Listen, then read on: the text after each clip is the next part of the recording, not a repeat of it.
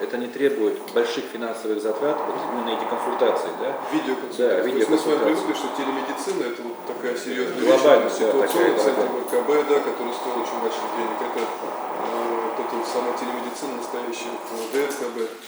Но как выяснилось, Олег Абдулович продолжит, что затрат больших здесь не требуется, и это могут себе позволить и центральные районные больницы вполне очень даже легко. Надо только желание и достаточно скромные средства. То есть, понимаете, ноутбук это хорошая камера, это обеспечение в плане программного обеспечения, да?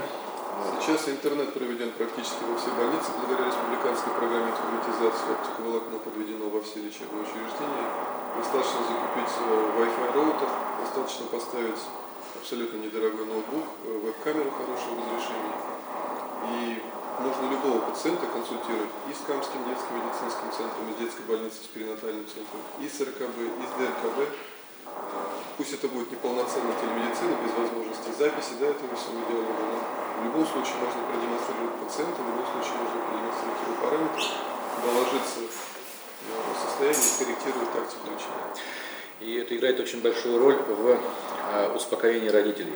Когда мы приглашаем, например, консультируем пациента со специалистами из Казани, сажаем рядом родителей, да, ребенка, они слышат, что нам говорят, да, что им говорят, задают вопросы, на которые они хотят получить ответы. Поверьте, 90% всех проблем снимается именно в этой палате, около этого компьютера, и на все вопросы они получают ответы, и даже видя крайне тяжелого, сложного пациента, родители начинают понимать, что все делается правильно, они успокаиваются, что это не просто так, что надумал врач, и кто так лечит. То есть это все под контролем. И необходимости экстренной вот сейчас доставки пациента именно в ДРКБ, почему он не выздоравливает, почему идет так длительный процесс, давайте его переведем, он снимается. Проконсультировали все вопросы. Кроме успокоения